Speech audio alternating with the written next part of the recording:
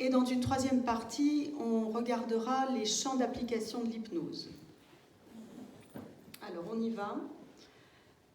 Donc, l'histoire et l'évolution de l'hypnose dans le temps. Alors, ce qui peut paraître, on entend beaucoup parler de l'hypnose au jour d'aujourd'hui, mais sachez que l'hypnose, en fait, il y a déjà environ 6000 ans, on a retrouvé sous forme d'écrits cunéiformes, en Mésopotamie, les Sumériens, merci. Les Sumériens avaient déjà pratiqué des guérisons au moyen d'états de conscience modifiés. Et puis un petit peu plus tard dans le temps, au niveau de à peu près 3 siècles avant notre ère, en Égypte ancienne, là on a retrouvé des écrits aussi qui parlaient de temples du sommeil dans lesquels des prêtres parlaient doucement à l'oreille des malades qui étaient en transe pour les guérir en prononçant des formules telles que « pose ta main sur ta douleur et dis que ta douleur s'en aille », ce qui suggérait déjà que le patient avait le contrôle de sa douleur. Puis si on avance encore un petit peu dans le temps, on va se retrouver cette fois-ci en Grèce. Et là, de même, en Grèce, on a retrouvé des tablettes qui mentionnaient le dieu Asclépios, qui était un dieu guérisseur, et qui soignait déjà, vous pouvez le voir, je vais vous montrer un peu plus précisément, avec l'imposition des mains et des mots qui permettaient déjà de soigner. Et on avait également Antiphon, qui lui se présentait comme un guérisseur et qui disait « Chez tous les hommes, la pensée gouverne le corps pour la santé, la maladie et pour tout le reste. » Et puis pendant plusieurs siècles, on a eu dans différentes civilisations des coutumes assez différentes où des pratiques autochtones, alors si on parle par exemple chez les hindous, on a retrouvé des livres sacrés qui eux mentionnaient que les malades étaient guéris par la parole et le regard. À l'autre bout du monde, par exemple chez les Amérindiens, là on pouvait parler d'états de transe qui parfois étaient à l'aide de tambours pour aider justement les personnes à guérir. Donc on retrouve dans différentes civilisations vraiment des techniques, des croyances différentes, mais qui à chaque fois relatent des guérisons à travers la parole. Ça, c'est ce qu'on va appeler toute la partie pré-scientifique. Et puis on va avancer un petit peu plus dans le temps, et là on fait un bond, et on se retrouve maintenant en 1529. 1529, on a Paracels, peut-être que son nom ne vous évoque rien. Paracels, c'était un alchimiste et médecin suisse qui a été assez controversé à son époque et qui, lui, s'intéresse déjà à ce qu'on appellera plus tard le magnétisme animal.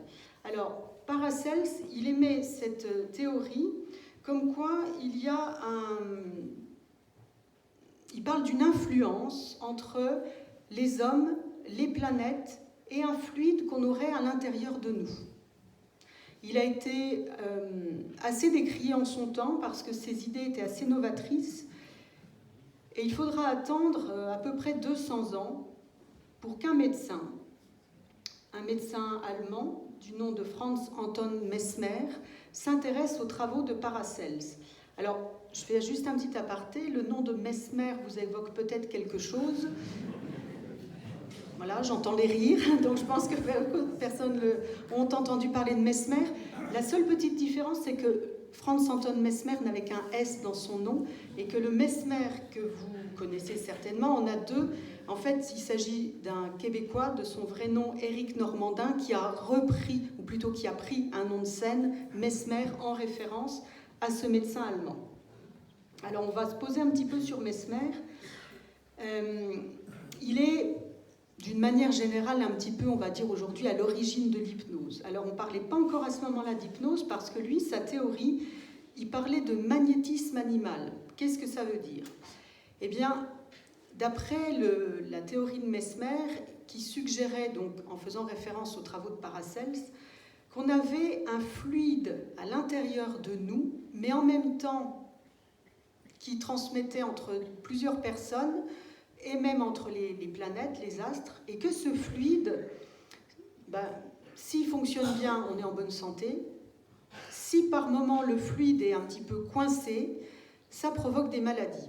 Donc l'idée de Mesmer, c'était de repermettre à ce fluide de circuler correctement et donc en cela de soigner les personnes.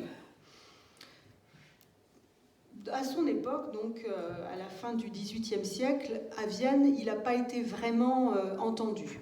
Il a donc décidé de s'installer à Paris en espérant pouvoir faire valider scientifiquement sa théorie. Et puis, il soignait. Il faut bien reconnaître quand même qu'il a obtenu des succès, il a obtenu des guérisons, et de plus en plus de personnes sont venues le voir. Il s'est donc installé à Paris, et comme de plus en plus de personnes sont venues le voir, il n'avait pas assez de temps pour pouvoir soigner une personne par une personne, et lui, il a mis au point un baquet.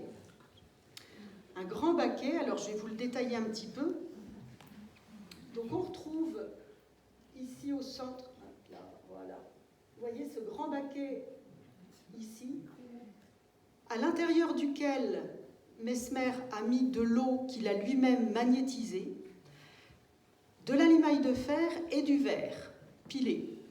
Et de ce baquet sortaient des tiges en fer, on en voit là, on en voit d'autres ici, on en voit encore une là.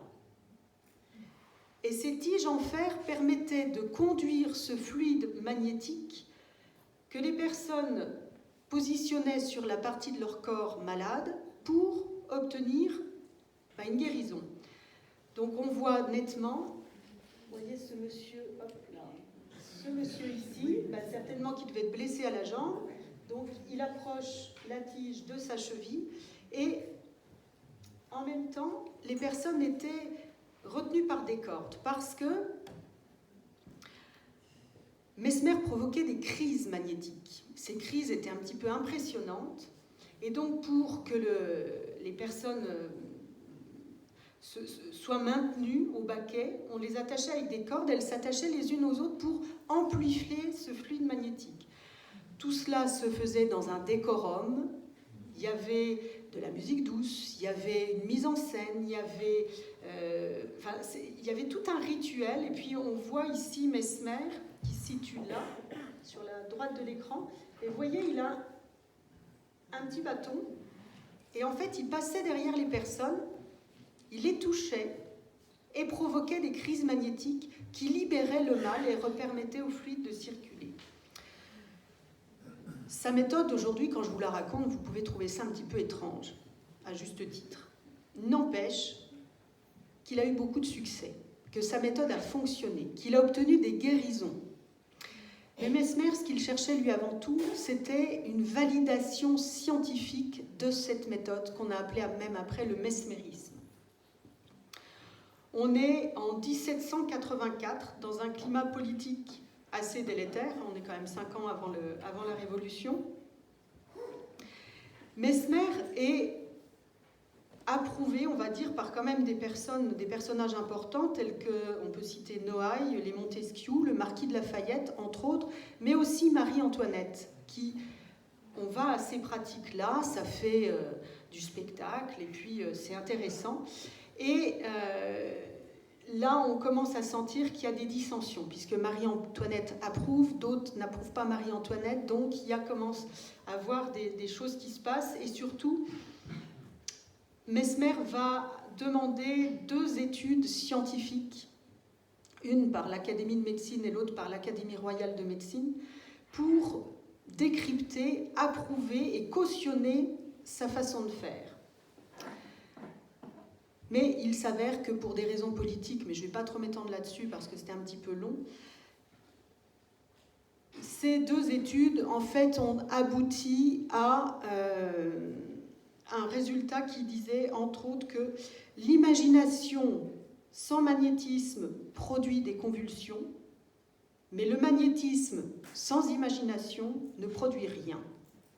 Autrement dit, C'était du charlatanisme, pour faire bref. Mesmer ne s'en est pas remis. Il n'a pas été cautionné, il n'a pas été entendu, il ne s'en est pas remis. Mais il a quand même eu des disciples, des personnes qui l'ont suivi. Parce que, je vous le répète, il y a eu des résultats. Il y a des personnes qui se sont soignées, qui se sont guéries. Donc, que croire?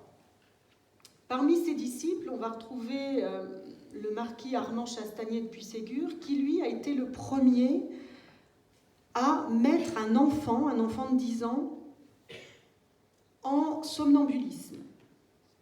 En pratiquant le mesmérisme, il a provoqué un sommeil induit, un somnambulisme chez un enfant de 10 ans. Parmi les disciples de Mesmer, on retrouve également l'abbé de Faria.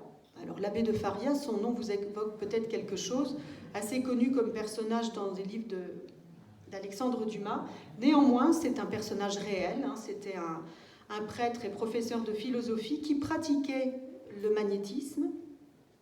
Et lui, il a été en fait le premier disciple de Mesmer à savoir décrire avec précision les méthodes et les effets de l'hypnose, qui ne s'appelait pas encore hypnose, hein, qui s'appelait encore mesmérisme à ce moment-là.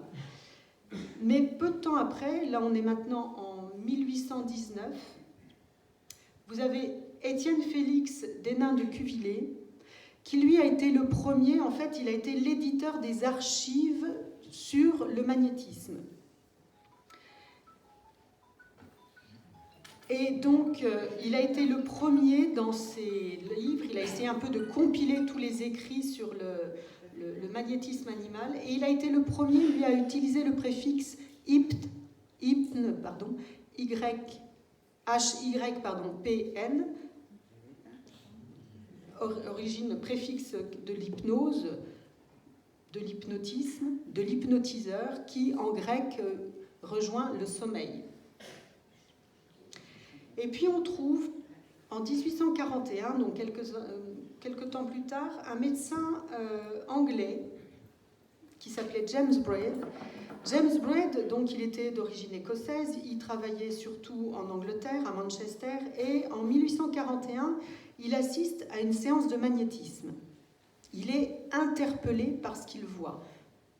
Il est médecin, chirurgien, et il voit cette séance de magnétisme. Et là, il se pose des questions. Et donc, lui, il va vraiment s'intéresser à cette pratique qu'il va lui nommer neurohypnotisme, puis, pour faire plus simple, hypnotisme. James Braid, il a été le premier à avoir pratiqué une intervention chirurgicale sous hypnose, ce sommeil hypnotique. Et donc, ces travaux, il a obtenu des résultats assez spectaculaires. Donc, à la fois intervention chirurgicale, et je vais y revenir, mais aussi il a travaillé sur les tiques douloureuses, qu'on appellera plus tard la maladie Gilles de la Tourette. Il a travaillé sur la paralysie, l'aphasie, les rhumatismes, les maux de tête, les palpitations, les maladies de la peau. Enfin, il essayait de soigner vraiment et il a travaillé dessus de manière assez empirique. Et puis, donc là, on est en Angleterre et les travaux de James Braid, alors, il a réalisé en décembre 1859, le chirurgien Alfred Velpeau, son nom est resté célèbre pour les bandes Velpeau, entre autres, il rend compte devant l'Académie des sciences, donc en France, d'une intervention pratiquée selon les méthodes éditées par James Braid, donc une intervention chirurgicale au demeurant fort douloureuse, puisqu'il s'agissait de retirer une tumeur anale à une jeune femme, et cette personne a été placée sous hypnose, et l'intervention s'est passée sans douleur aucune. Donc, ça a été un petit peu la première fois qu'on montrait scientifiquement l'intérêt de l'hypnose. Là, on ne parle plus de magnétisme animal, mais vraiment d'hypnose. Et ces découvertes vont être par contre largement freinées par l'utilisation nouvelle de l'éther et du chloroforme, qui sont arrivés à peu près en même temps, donc qui ont été découvertes. Et c'était plus facile d'utiliser le chloroforme pour endormir une personne que de placer la personne en état d'hypnose. Et donc, du coup, l'hypnose, qui venait d'être découverte pour pratiquer des anesthésies, a été freinée, si vous voulez, à cause de la découverte du chloroforme.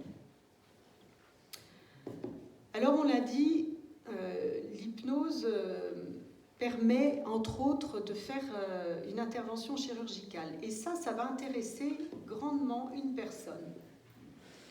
On est revenu maintenant en France, on est à la fin du 19e siècle, et il se trouve à Nancy un médecin qui a fait sa thèse de doctorat en 1850 et qui, lors de ses études, s'était un petit peu intéressé au magnétisme animal selon les techniques de Mesmer. Et puis, il s'en est désintéressé, il a pratiqué sa médecine comme ce qui se pratiquait à cette époque-là. Et il a été, en janvier 1860, il a pris connaissance de cette intervention chirurgicale qui a été réalisée. Et ça, pour lui, ça a été révélateur. Et ce médecin, qui s'appelle Ambroise Auguste Liébaud, qui exerçait à Nancy,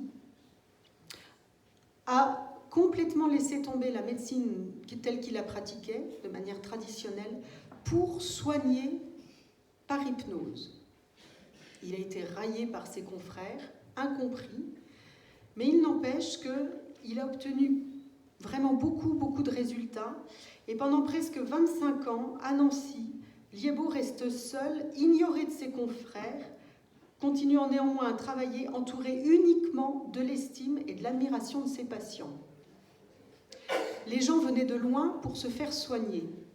Il soignait pratiquement gratuitement, il avait ouvert une clinique chez lui, et il soignait uniquement grâce et avec l'hypnose. Il a rencontré quand même, bon, les médecins, ses collègues ne le cautionnaient pas, mais on en entendait parler, il était assez connu. Et il y a un professeur Hippolyte Bernheim, qui, quelques années plus tard, lui, il a été médecin seulement en 1867, et en 1882, il exerce à Nancy également, il va voir Liébaud dans sa clinique, et il est subjugué par ce qu'il voit. Donc on a quand même un médecin, on a un professeur de médecine, qui travaillent avec l'hypnose. Et ensemble, ils essayent vraiment de comprendre ce qui se passe, de découvrir les phénomènes hypnotiques. Qu'est-ce qui se passe? Qu'est-ce qui fait que les personnes guérissent de certains soins uniquement avec la parole? Bernheim publie alors un livre de la suggestion et des applications thérapeutiques, pour essayer de faire part d'une manière scientifique de cette technique. Ce livre a été traduit par Freud en 1888. Ce livre avait quand même une base de psychologie. On essayait de comprendre qu'est-ce qui se passait dans l'état d'esprit d'une personne pour que le mal s'en aille. Alors, que ce soit une pathologie de la peau, que ce soit des rhumatismes, que ce soit de l'asthme, différentes pathologies ont été traitées et soignées. Liébaud le faisait. Qu'est-ce qui se passe? Donc on essaye de comprendre. Donc on va avoir Bernheim et Liébaud et d'autres médecins sur Nancy, ce qu'on va appeler l'école de Nancy, qui par contre n'a rien à voir avec l'école de Nancy telle que vous avez peut-être pu en entendre parler d'un point de vue des arts nouveaux, merci. On est quelques années avant. Et donc, l'hypnose a, d'après l'école de Nancy, une connotation psychologique. Et en ça, Bernheim et Liébaud s'opposeront en ce sens à Charcot, parce que dans le même temps, à Paris, le professeur Charcot, dont tout le monde, j'imagine, a entendu parler, puisqu'il a laissé son nom à une maladie, le professeur Charcot, c'est un neurologue très connu, un grand médecin qui travaille à la Pitié-Salpêtrière à Paris, et qui, lui, s'est basé avant tout... alors, il a beaucoup étudié, il a travaillé sur l'hystérie.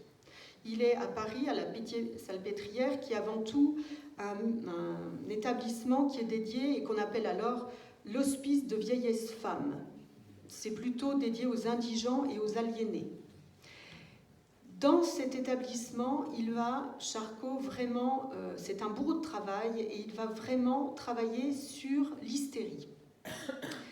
Mais pour ça, il va se baser sur l'hypnose. En fait, lui, il va utiliser l'hypnose pour révéler l'hystérie.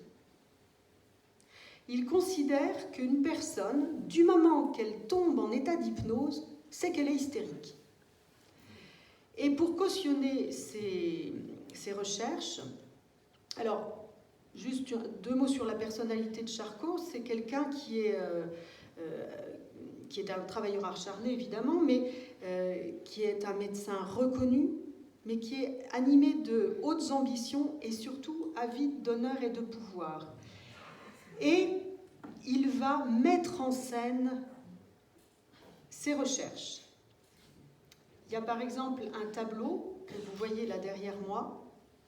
Ce tableau qui a été peint par André Brouillet, où on voit Charcot, ici, mettre en scène une malade qui s'appelait Blanche Wittmann et qui était, à cette époque, pratiquement aussi connue que les actrices telles que Sarah Bernhardt. C'était vraiment de la mise en scène. On venait assister aux séances de Charcot toutes les semaines. Et entre autres, on venait de toute l'Europe assister à ces séances-là. Il a eu des personnes comme telles que Zola, Goncourt, qui sont venues assister à ces séances d'hypnose pour révéler l'hystérie. Dans ce tableau, alors je précise, il y a un personnage que vous voyez là ici, accoudé à la fenêtre. On va y revenir sur ce personnage, il semble qu'il s'agisse de Freud. Je vais y revenir juste après. Donc, Charcot, je vous l'ai dit, il met en scène. Il fait ce qu'on dirait aujourd'hui du buzz. Pour montrer que le grand hypnotisme, c'est pour lui la même chose que la grande hystérie, et ça passe par 3 phases, la léthargie, la catalepsie et le somnambulisme. C'est impressionnant. Et c'est un petit peu ce qui va desservir l'hypnose, parce que, je vous le répète, Charcot, c'était un médecin reconnu, mais de l'hypnose, il en a fait un petit peu du spectacle.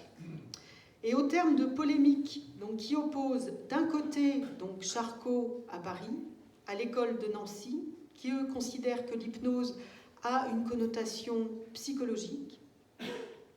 Donc au terme des polémiques qui opposent Bernheim et les autres membres de l'école de Nancy, Charcot est accusé d'avoir opéré à la manière d'un montreur de foire, dressant ses patientes aux comportements théâtraux qui rapportent à l'hypnose.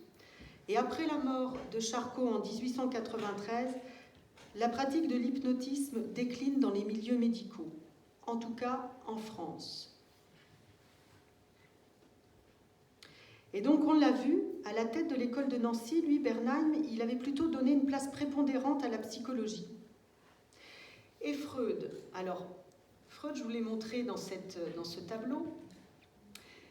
Eh bien Freud, je ne vais quand même pas vous présenter, mais qui a quand même été à l'origine de la psychanalyse. Freud, donc médecin qui a fait ses études à Vienne, il est venu en France parce qu'il avait une admiration pour Charcot. Il a travaillé avec lui pendant 4 mois, de octobre 85 à février 1885 à février 1886. Donc il suit les travaux pratiques de Charcot et il a assisté donc aux présentations des patients. Je vous l'ai dit aussi, il a traduit un des livres que Bernheim avait écrit. Et en 1889, il se rendra à Nancy pour faire un stage et étudier les travaux de Liébaud et de Bernheim. Et il déclarera à ce sujet « Je fus le témoin des étonnantes expériences de Bernheim sur les malades à l'hôpital, et c'est là que je reçus les plus fortes impressions relatives à la possibilité de puissants processus psychiques demeurés cachés à la conscience de l'homme. Ce sera sa base de travail. » Freud, pendant quelques années, va pratiquer l'hypnose, puis il va s'en détacher pour se concentrer plus sur la partie psychologique et donc développer la psychanalyse. Et il dira, à la fin de sa vie, « En ce qui concerne l'hypnotisme, j'ai pris part contre Charcot et je n'ai pas été non plus entièrement d'accord avec Bernheim. » Donc ce qu'on se rend compte, c'est qu'on a d'éminents spécialistes dans leur domaine qui ne sont pas complètement tous d'accord ensemble sur ce qu'est l'hypnose, mais en tout cas, ils ont pratiqué. On avance encore un petit peu dans le temps et puis on va se retrouver au début du XXe siècle. Et là, on a un personnage qui est tombé complètement en désuétude en France, mais son nom vous évoque, je pense, quelque chose, Émile Coué. La méthode Coué. Tout le monde en a entendu parler, résumé de manière un peu facile de « je vais bien, tout va bien ». Mais la méthode Coué, c'est avant tout quelqu'un... Alors, Coué, c'est un pharmacien. Hein, il n'est pas médecin, il est pharmacien. Mais de manière empirique, il a travaillé, on va dire comme un psychothérapeute, et surtout, il a mis au point l'autosuggestion, ce qu'on appellerait aujourd'hui l'auto-hypnose. C'est-à-dire, alors il avait un mantra qu'il faisait répéter de manière régulière, matin et soir, et plusieurs fois à ses patients. Tous les jours et à tout point de vue, je vais de mieux en mieux. En fait, la théorie de Coué, c'est de dire que, d'après lui,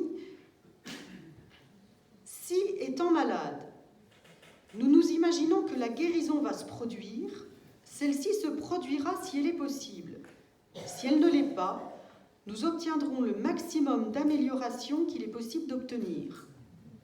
Ce qu'on appellerait aujourd'hui la pensée positive. Voilà. Là, on est début XXe siècle, il y a un peu plus de 100 ans. Alors, juste pour vous donner un exemple, Coué, il a pratiqué avec un de ses patients qui avait le vertige, qui est venu le voir pour le vertige. Et puis, il lui dit, ben voilà, moi, dès que je suis un petit peu en hauteur, j'ai peur. Et Coué lui a dit, écoutez, c'est simple, on va mettre au sol une planche qui fait environ 30 cm de large. La planche est donc posée au sol. Il demande à son patient, êtes-vous capable de marcher sur cette planche ? Le patient lui dit, rien de plus simple. Il dit, allez-y. Donc il marche sur la planche qui est au sol. Et Coué lui dit, mais vous voyez, vous savez le faire. Peu importe que la planche soit à 3 mètres de haut ou au sol, elle fera toujours 30 cm de large et vous serez toujours capable de marcher dessus. L'autosuggestion. Coué, en France, il n'est pas médecin.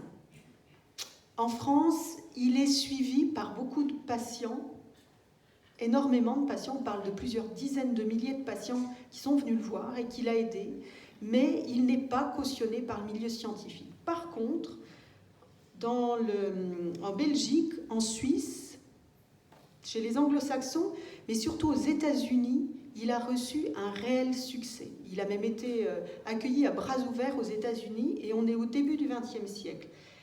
Et là, vous allez voir qu'à ce moment-là, aux États-Unis, puisqu'en France, il y a eu cette bagarre, je vous l'ai dit, entre l'école de Nancy et Paris, qui a porté préjudice, mais aux États-Unis, on s'est quand même beaucoup intéressé à tout ce qui a été écrit. Et on a une approche un petit peu plus ouverte, on va dire.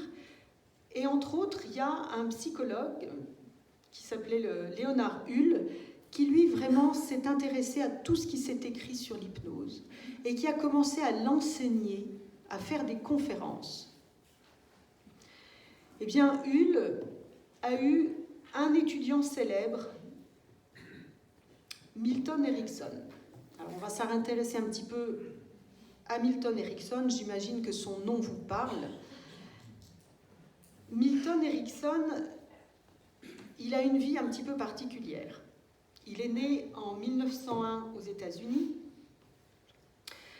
Il est né avec des particularités, à savoir, il était daltonien, amusique, c'est-à-dire qu'il n'avait aucun sens du rythme musical, et dyslexique. Bon, vous allez me dire, ça fait déjà pas mal. Mais Milton Erickson, il a développé, peut-être à cause de ses particularités, un très grand sens de l'observation. Et vous allez voir que ça lui a servi. Parce que ce pauvre Milton Erickson, à l'âge de 17-18 ans, il a attrapé la poliomyélite. On est au début du XXe siècle, aux États-Unis, c'est une maladie grave, et il était condamné. Les médecins sont venus chez ses parents et ont dit que, voilà, il était condamné. Il est tombé dans le coma, il est resté 3 jours, paralysé, complètement paralysé, il ne pouvait plus bouger. Seuls ses yeux, son cerveau fonctionnait, mais il était complètement paralysé. Il était dans une famille assez nombreuse et il a beaucoup observé. Il avait le temps dans son lit et il observait ses frères et sœurs. Il a surtout beaucoup observé 2 de ses sœurs et il se rendait compte que lorsqu'elles se parlaient, entre les mots qui s'échangeaient, le corps parfois n'avait pas la même attitude. Et il a commencé à prendre conscience de ce qu'on appelle maintenant la communication non verbale. C'est-à-dire que parfois, l'une sœur disait à l'autre quelque chose, mais que son corps voulait dire l'inverse. Bon, c'est une observation. Mais surtout, il y a une autre observation qu'il a faite. Il a observé, il avait, je ne sais plus si c'est un petit frère ou une petite sœur, en tout cas un enfant en bas âge qui commençait à marcher.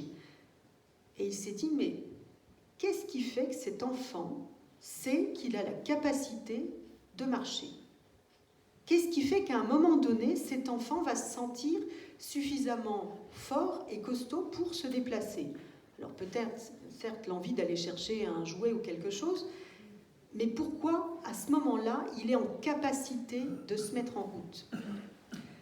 Ça a été une des premières questions. Et puis, il a ressenti, lui, fortement, une envie de retrouver le mouvement.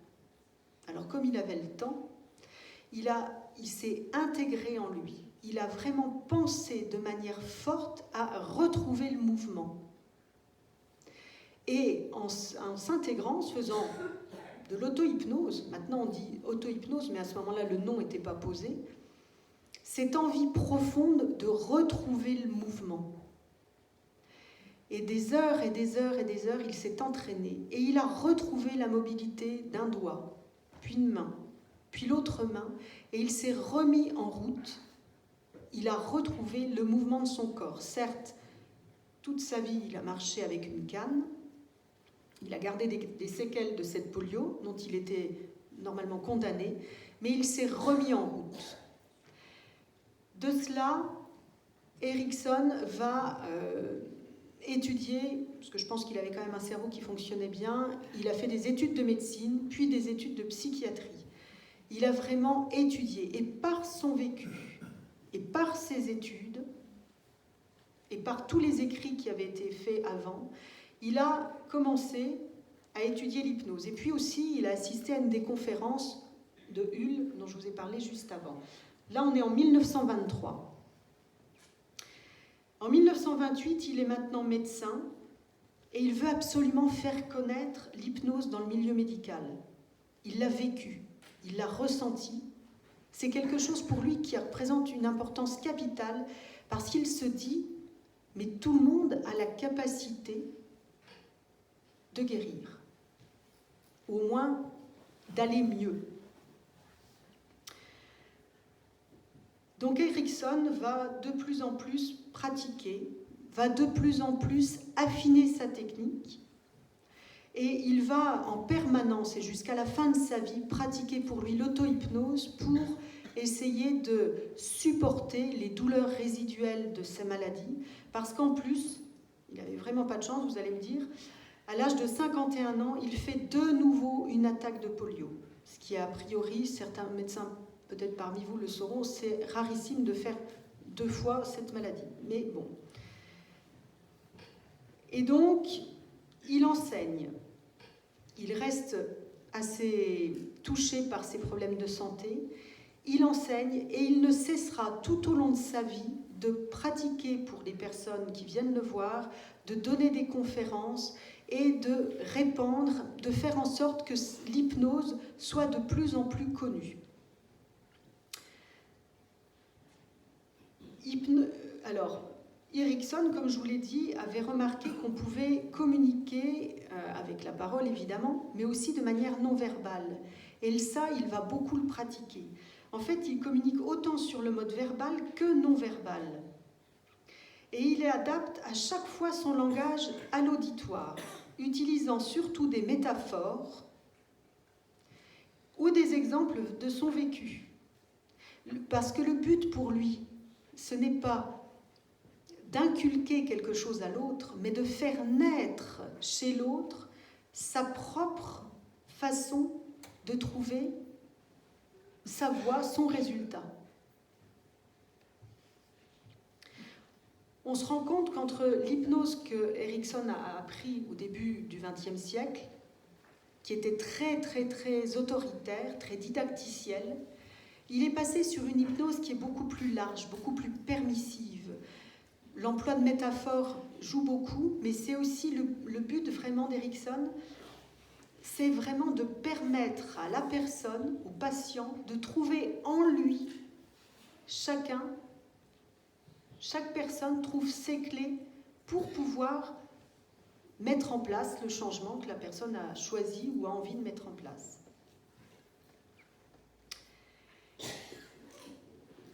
Et donc, Erikson a des héritiers. On va en citer alors. L'hypnose ericksonienne, c'est quelque chose qui est très répandu. J'ai été formée, entre autres, à cette technique-là, à cette méthode. Mais on a avant tout, on s'est basé sur ses travaux. Et pour pouvoir dupliquer ces travaux, comme ils étaient vraiment personnalisés pour chaque patient, il n'avait pas un archétype de technique en disant on fait ça. Il faisait vraiment du sur-mesure pour chaque patient.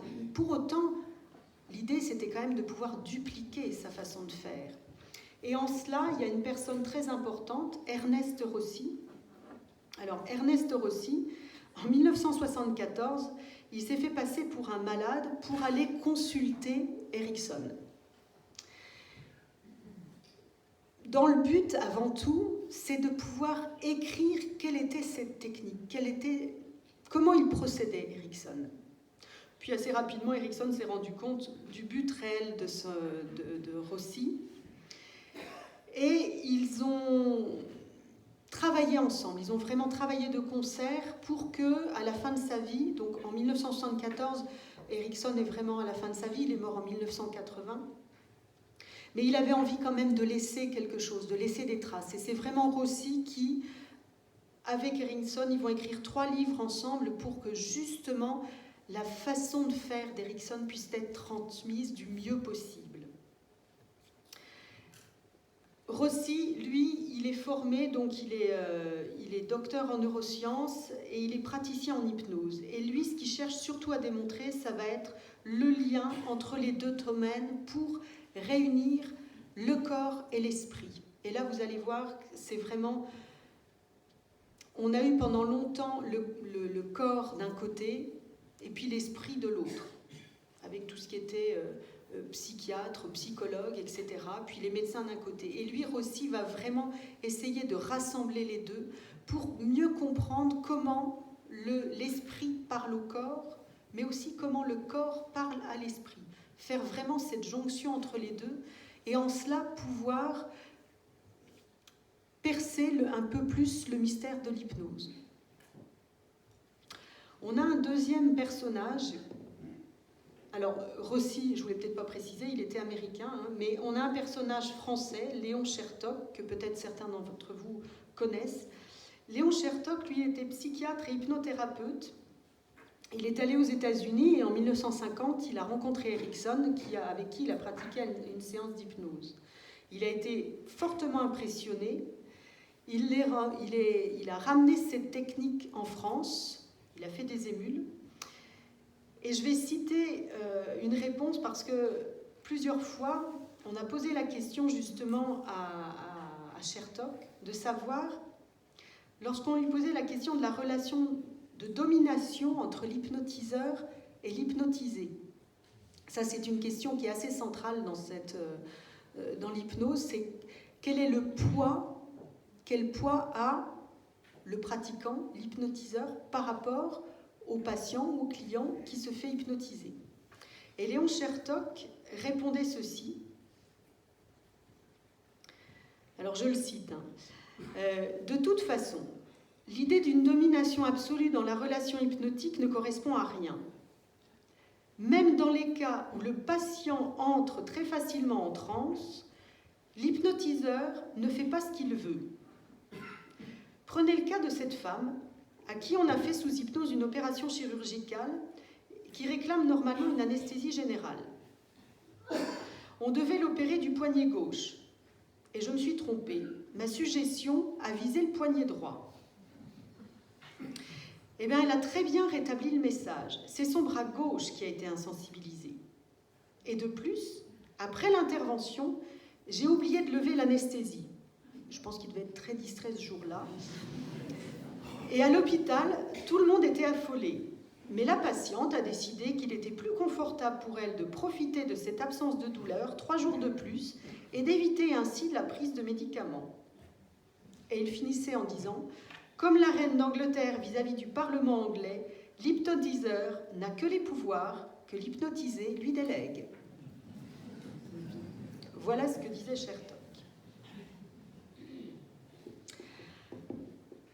Alors là, on arrive donc à l'époque actuelle, on va dire, on est fin du XXe siècle, XXIe siècle. L'hypnose aujourd'hui est très, très, très répandue.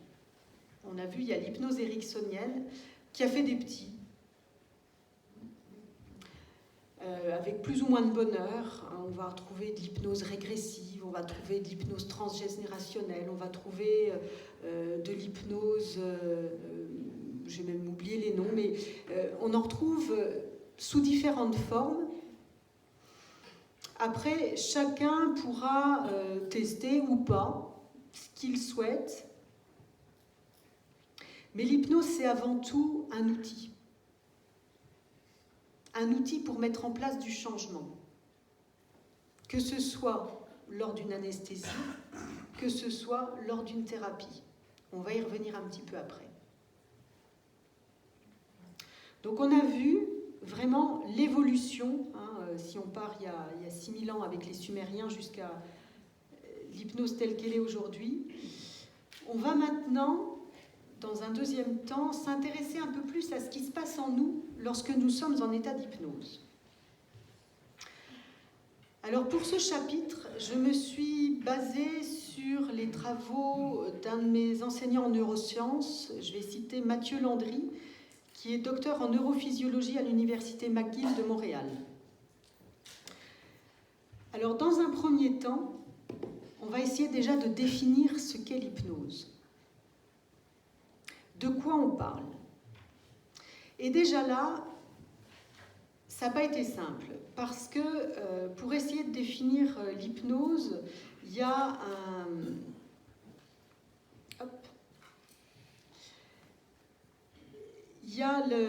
on a fait appel à l'American Association of Psychology, qui s'est penchée sur essayer de trouver une définition à l'hypnose. En 2003, donc il y a 20 ans de ça, c'est très récent, ils ont fourni une première définition qui était vraiment très longue, très complexe et très difficile à comprendre. Donc ils avaient réuni tout un collège de scientifiques. Et en fait, ce qui ressort de cette première définition, c'est toute la complexité et surtout les désaccords entre les scientifiques entre eux. Le seul point d'accord, c'est qu'il s'agit d'un état modifié de conscience. En 2015, l'American Association of Psychology se réunit de nouveau et fournit cette définition. L'hypnose est un état de conscience qui implique un état attentionnel focusé, une réduction de la conscience des éléments périphériques, caractérisée par une capacité augmentée de répondre aux suggestions. C'est plus clair? Oui? Non? Oui ou non? En gros, c'est un état de conscience modifié. Bon, alors on va essayer justement de détailler, on va y aller tranquillement, pas à pas, pardon, et on va essayer de détailler ce cet état attentionnel focusé dans un premier temps.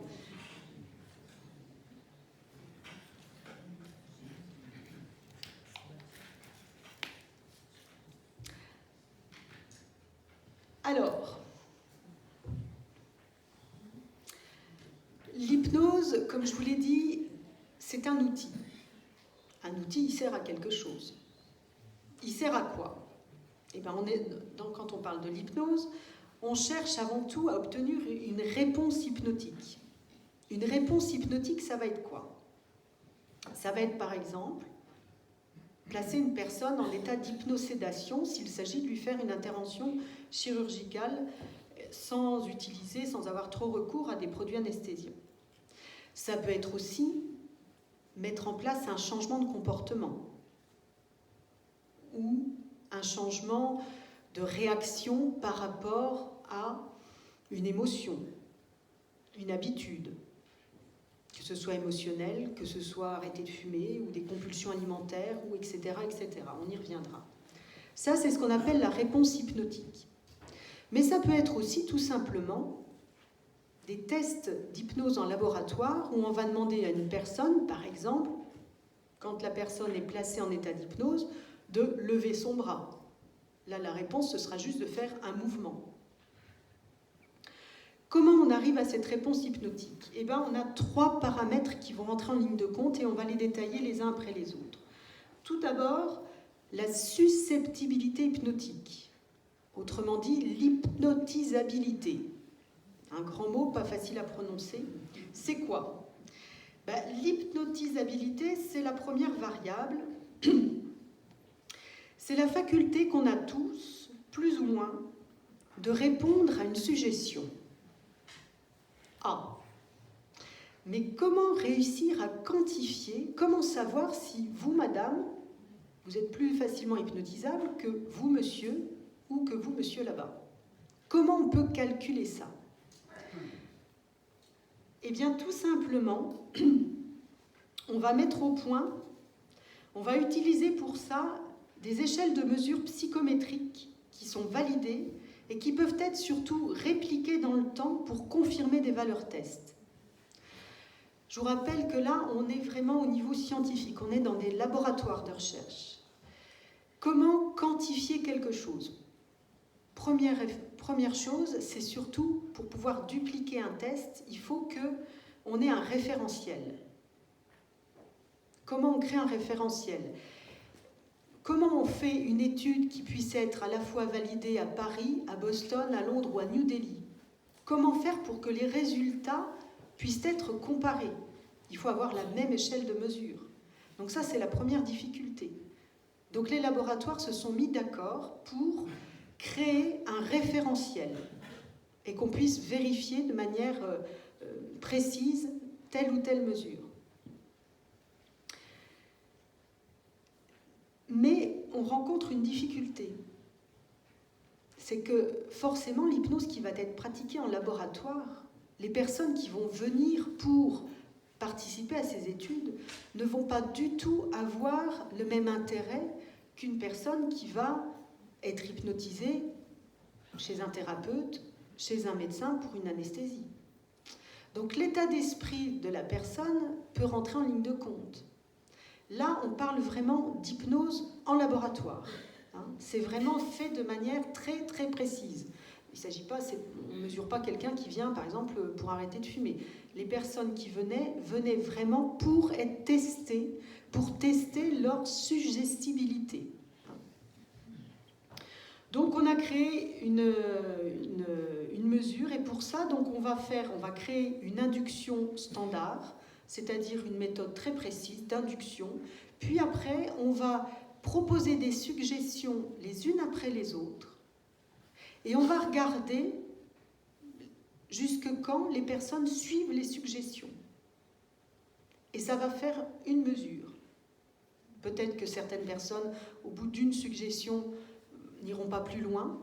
Peut-être que d'autres vont aller de plus en plus loin et avec à chaque fois des suggestions de plus en plus difficiles à mettre en place. Par exemple, une suggestion d'amnésie, c'est quelque chose qui est très difficile à mettre en place. Peu de personnes vont y être réceptives.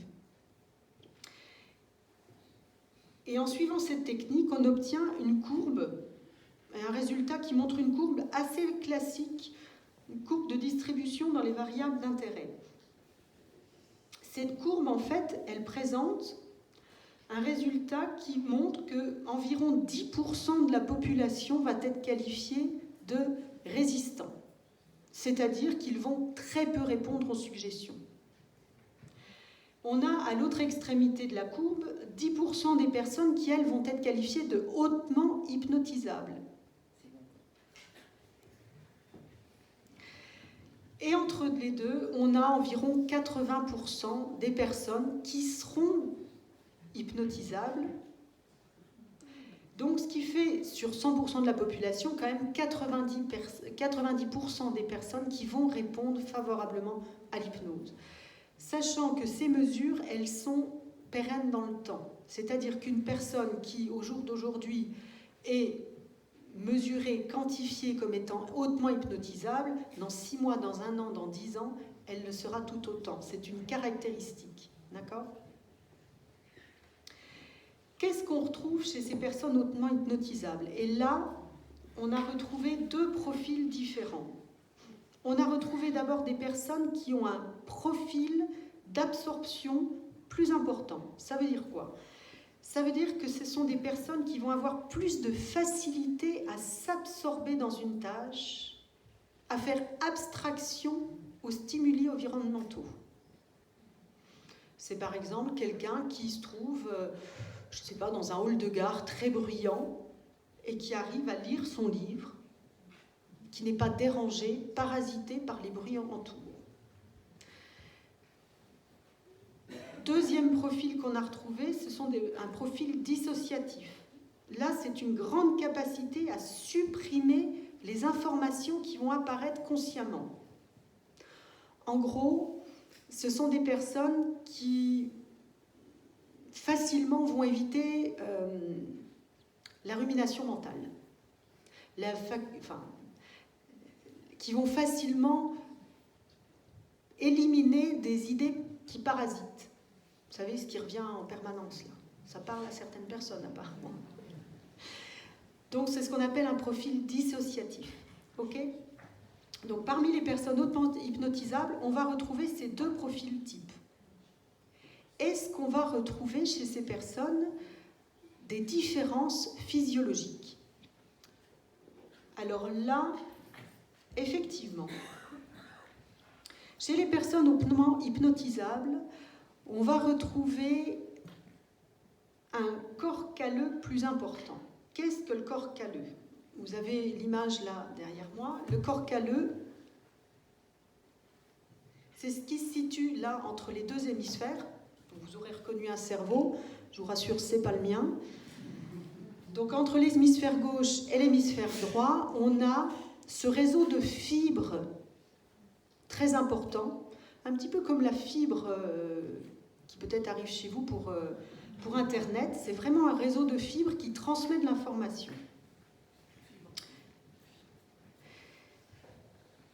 Donc ces fibres nerveuses, composées essentiellement d'axones, ce corps calleux est plus volumineux chez les personnes hautement hypnotisables. Est-ce que cela veut dire que la communication inter-hémisphère est plus importante ? La question est ouverte, parce que on a fait cette constatation. C'est ce qu'on appelle une corrélation. On s'est rendu compte de quelque chose. Mais est-ce que pour autant, les personnes qui ont un corps calleux plus important sont hautement hypnotisables ? Au jour d'aujourd'hui, en l'état actuel de la science, on ne le sait pas. Juste un petit aparté, en science, on émet des hypothèses, puis on fait des expériences, et seulement après, on arrive à des conclusions. Les expériences, il faut qu'elles soient faites et refaites. Faites et faites ce qu'on appelle en double aveugle, avant de pouvoir obtenir des conclusions. Au jour d'aujourd'hui, on n'a pas fait toutes les expériences possibles pour arriver à des conclusions. Donc on reste sur des corrélats. D'accord ? Donc premier corrélat structurel, on retrouve effectivement un corps calleux plus important. On retrouve également un corrélat fonctionnel, c'est-à-dire qu'on s'est rendu compte que chez les personnes hautement hypnotisables, on a une plus grande connectivité entre le réseau du contrôle exécutif et le réseau de science. Je vous sens dubitatif et à juste titre, on va revenir sur ce que sont le réseau du contrôle exécutif et le réseau de science. Je vais expliquer ça un petit peu après. Mais pour finir sur l'hypnotisabilité, je voudrais juste vous faire part d'une expérience qui vient d'être publiée là en début de cette année, en janvier de 2024. Il y a une étude de Stanford, de l'université de Stanford, qui a publié un résultat où ils ont fait cette expérience pour moduler le taux d'hypnotisabilité chez une personne, enfin chez plusieurs en l'occurrence. Ils ont stimulé électriquement certaines zones cérébrales et ils se sont rendus compte que ça augmentait le résultat à la suggestion, donc ça augmentait le taux d'hypnotisabilité, mais ce résultat n'était valable que pendant 1 heure. Je vous ai dit tout à l'heure que si on pouvait quantifier pour chaque personne le taux d'hypnotisabilité, il est pérenne dans le temps. Et bien là, les chercheurs ont réussi à le moduler pendant 1 heure. Ces travaux sont encore en étude, la recherche continue à être faite là-dessus, mais c'est une piste intéressante. Donc on a vu ce qu'est la susceptibilité hypnotique. On va voir maintenant ce qu'est l'induction hypnotique. L'induction hypnotique, c'est quoi ? L'induction, c'est une communication qui permet d'induire un état d'hypnose. Passer d'un état de veille normal à un état d'hypnose, l'induction, c'est vraiment ce qui va permettre de descendre en hypnose. D'accord ? Et pour ça, on va mettre en place un focus attentionnel aux dépens des stimuli environnementaux. C'est-à-dire, vous vous souvenez de la définition, un état focusé. D'accord ? Alors, qu'est-ce qui se passe quand on est dans cet état d'induction ? Eh bien, on va se rendre compte physiologiquement de 3 choses. La première chose, c'est qu'on a une augmentation d'activité dans le réseau du contrôle exécutif. On a une modulation de l'activité dans le réseau de science et on a une diminution de l'activité dans le réseau par défaut. Bien. Bien. Voilà. Alors, qu'est-ce que tout ça ? Donc ça, c'est vraiment ce qu'on sait, quand on a fait des images cérébrales, on s'est rendu compte de cette augmentation. Ça veut dire quoi ? Alors déjà, qu'est-ce que le réseau du contrôle exécutif ? On a, vous le savez tous sans doute, dans notre cerveau, des aires cérébrales différentes. Cortex préfrontal, l'occiput, l'aire pariétale, etc. Chaque aire cérébrale, chaque zone cérébrale a un but précis. Un réseau, c'est quoi ? Un réseau, c'est en fait une fonction de liaison entre plusieurs aires cérébrales. C'est une route particulière, si vous voulez. C'est un tracé qui va permettre de relier plusieurs aires entre elles dans un but précis. Quand on parle du réseau du contrôle exécutif, on va avoir donc... Alors, qu'est-ce qu'il compose ? Entre autres, le cortex préfrontal dorsolatéral et une zone pariétale. Plusieurs zones pariétales, d'ailleurs. La fonction principale de ce réseau de contrôle, c'est la sélection de la réponse mentale et comportementale appropriée en fonction des informations disponibles, des exigences de la tâche. En bref et sans décodeur, ça veut dire quoi ? Vous apprenez à conduire, par exemple. Vous apprenez à conduire, votre moniteur auto-école à côté de vous vous dit « Eh bien, nous allons tourner à gauche. » Ok ? Eh bien là, votre réseau du contrôle exécutif, il va commencer à repérer quelles sont les informations autour de moi et qu'est-ce que je dois mettre en place prioritairement, hiérarchiser les actions pour obtenir le résultat, à savoir tourner à gauche. Est-ce que je vais commencer par mettre mon clignotant, puis freiner, puis tourner le volant, ou est-ce que je vais tourner le volant, puis freiner, puis mettre le clignotant, etc., etc. Le réseau du contrôle exécutif, il structure, en fait, il prend les informations pour hiérarchiser et structurer pour obtenir la réponse souhaitée, les exigences de la tâche. Ça, c'est son rôle normal. En état d'hypnose, qu'est-ce qui se passe? Pendant l'induction, comme je vous l'ai dit, on retrouve une augmentation de ce réseau, une augmentation d'activité au niveau de ce réseau.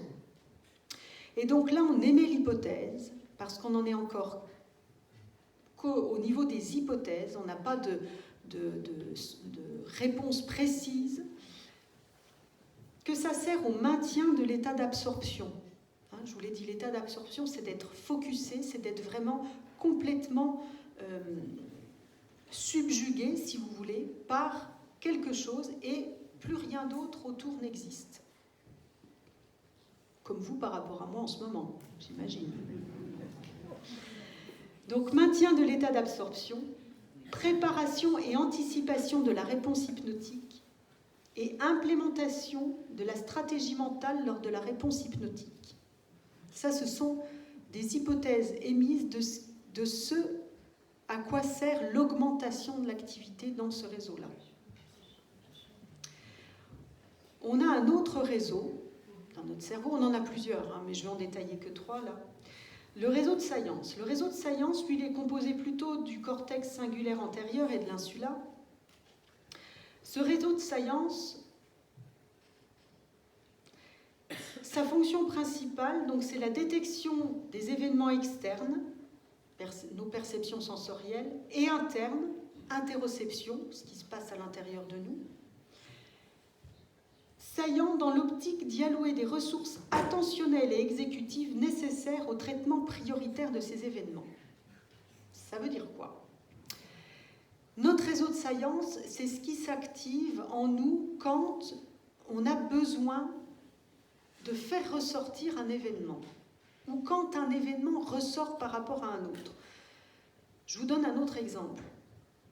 Vous achetez une nouvelle voiture, admettons une Clio rouge par exemple, et tout d'un coup, dans la rue, vous voyez plein de Clio rouges autour de vous. Il y en avait tout autant la veille, mais vous en rendiez pas compte. Ça devient saillant pour vous. On peut dupliquer pour plein d'autres choses. Mesdames, j'imagine, je prends cet exemple parce qu'il est assez courant, le jour où un médecin vous a dit « Madame, vous attendez un heureux événement, vous êtes enceinte », et tout d'un coup, dans la rue, vous avez vu autour de vous plein de femmes enceintes. Il y en avait tout autant la veille, mais vous ne les voyez pas. Réseau de Science, ce qui tout d'un coup ressort, a de l'importance. Le réseau de Science, il sert, donc, on l'a dit, allouer des ressources attentionnelles, mais également exécutives. Si là, tout de suite, maintenant, il y a une alarme, admettons une alarme incendie, je ne le souhaite pas évidemment, ça va devenir saillant. Il va falloir faire quelque chose, prendre en compte prioritairement cet événement-là. Moi, ce que je dirais et ce que je raconterai à ce moment-là n'aura plus aucune importance.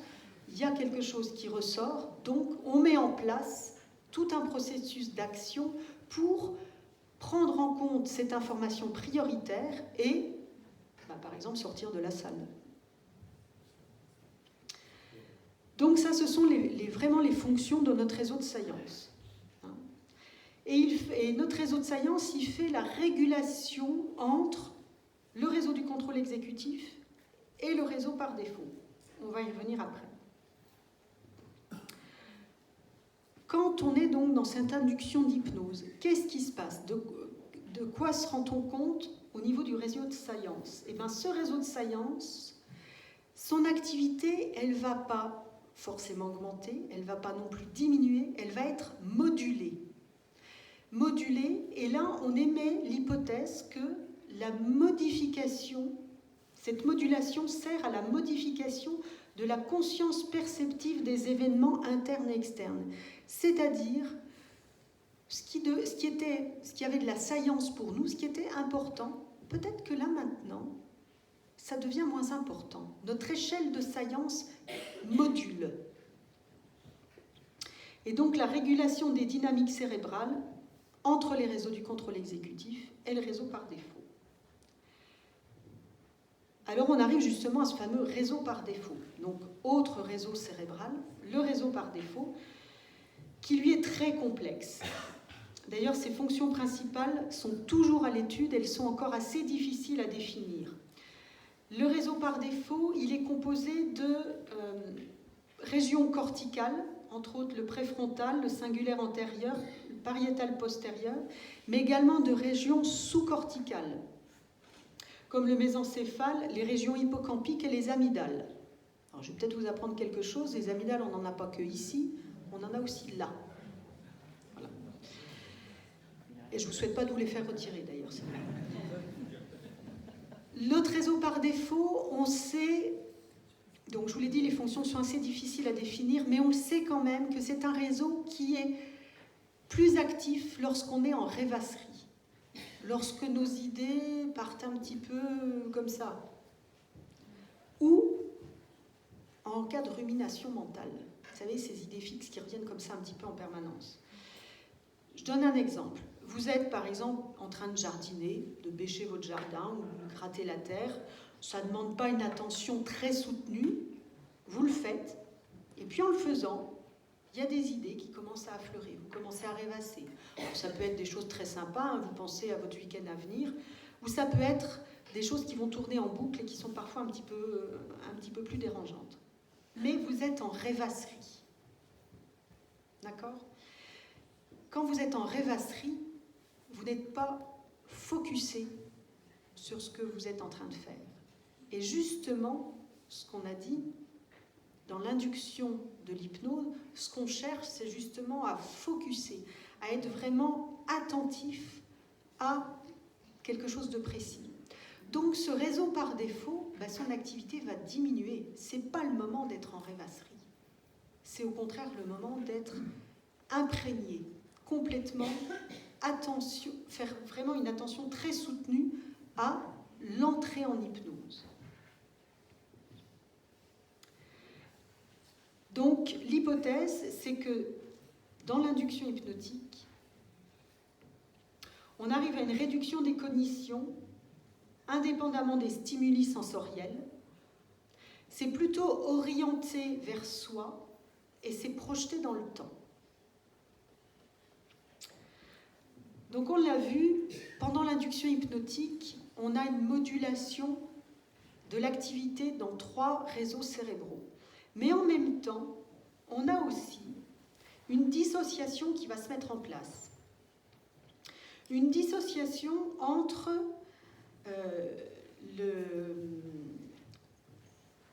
un état de dissociation, si vous voulez, entre le contrôle exécutif et le réseau de science. Alors, on a une espèce de supervision interne. Je vous explique. Vous voyez sur la diapo, on prend de la part de notre environnement des informations, des stimuli. On a donc une perception de ce qui se passe autour de nous. Cette perception, on l'a dit tout à l'heure, notre réseau exécutif, lui, il va hiérarchiser pour mettre en place une réponse. Et là, on a une supervision, ce qu'on appelle une métacognition, qui va en fait comparer qu'entre la perception et la réponse, c'est cohérent. Eh bien, lors de l'induction hypnotique, il y a une dissociation qui se met en place. Je vais vous donner un exemple et vous allez mieux comprendre ce qu'est une dissociation.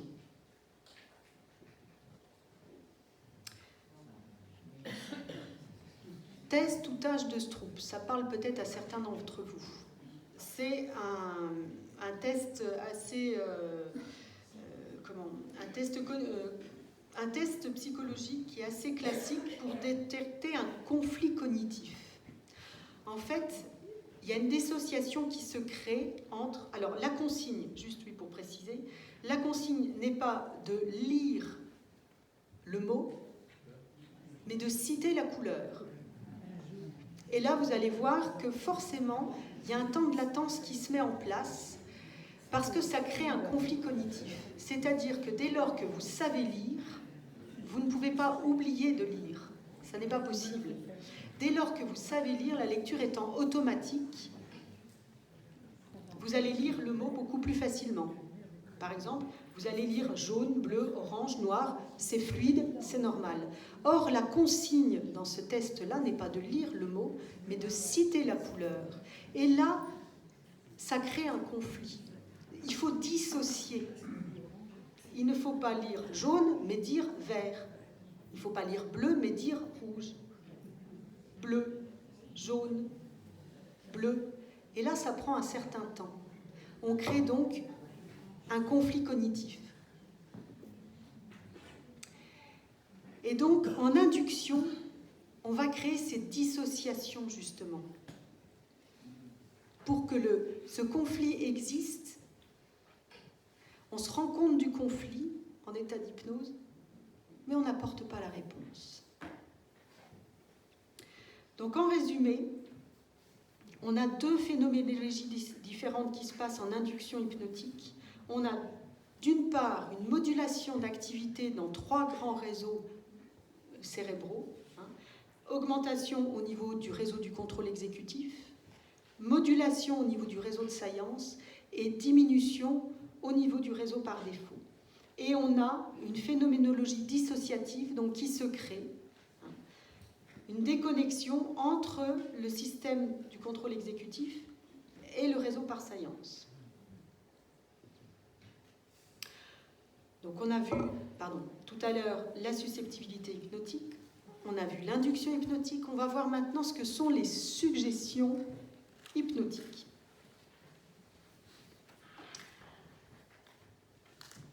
Alors, une suggestion, c'est quoi ? Eh bien, une suggestion, c'est une représentation communicable capable de modifier les processus perceptifs, cognitifs, affectifs et idéomoteurs. Et ça, pas seulement en hypnose. Des suggestions, vous en avez tous les jours. Ça s'appelle la publicité à la télé, par exemple, entre autres. Mais dès qu'il y a communication entre 2 personnes, vous pouvez faire des suggestions. La suggestion, c'est vraiment... Alors, dans le processus hypnotique, vous avez l'opérateur. Vous avez donc la représentation imagée et vous avez l'individu hypnotisé. Donc, la suggestion, elle est entre ces 2 personnes. Elle est vraiment au centre, dans le but, encore une fois, d'obtenir la réponse hypnotique. Et la question essentielle en hypnose, c'est est-ce que la réponse sous hypnose est uniquement sociale ? Sociale dans le sens où est-ce que la personne hypnotisée va répondre favorablement à la suggestion uniquement pour faire plaisir à l'hypnotiseur, pour parce qu'on lui demande de faire quelque chose, il répond favorablement parce que c'est comme ça qu'on a appris, parce que c'est ce qu'on appelle une réponse sociale. Soit parce que l'hypnotiseur a un ascendant sur l'hypnotisé, et dans ce cas-là, il y a une obéissance. Et donc, est-ce que la réponse hypnotique est juste une réponse à l'obéissance ? Ça, c'est vraiment... Est-ce que l'hypnotiseur prend le pouvoir sur l'hypnotisé ? C'est vraiment la question centrale, la question essentielle en hypnose. Et bien pour cela, je vais vous faire part de travaux qui ont été faits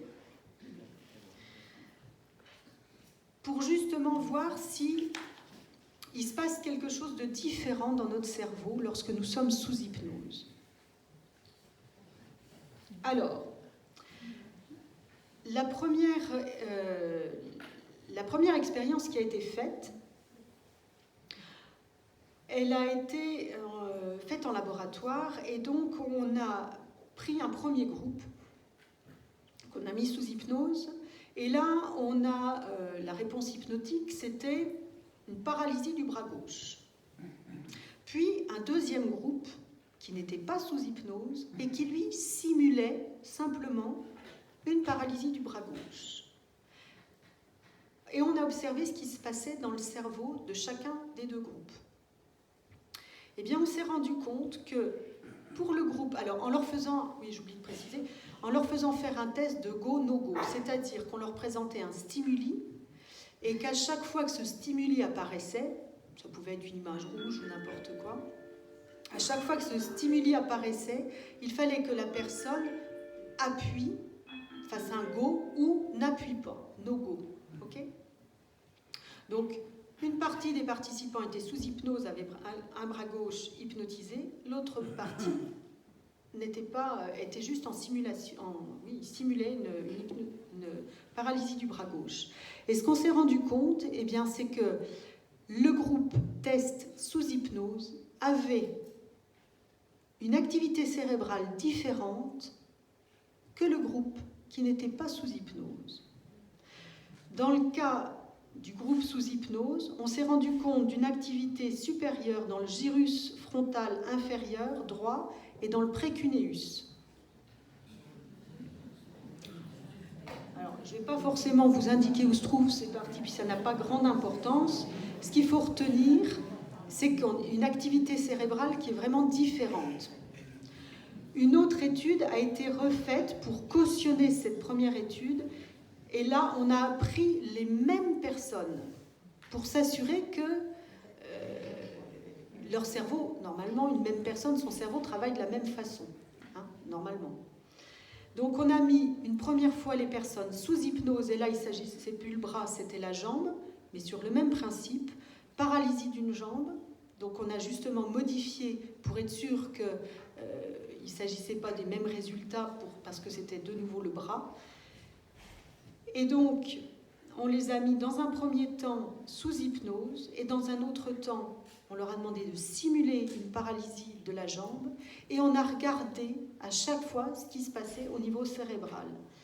Dans le cas de la paralysie de la jambe, là on s'est rendu compte que le cortex préfrontal dorsolatéral et la région orbitofrontale travaillaient de manière différente sous hypnose que lorsque les personnes n'étaient pas sous hypnose. Donc, là, il ne s'agit plus d'hypothèse, mais on peut dire vraiment, en déduire de manière formelle, que sous hypnose, le cerveau travaille différemment. Cependant, il est quand même évident que la réponse à la suggestion hypnotique, il ne faut pas le nier, a quand même une connotation sociale.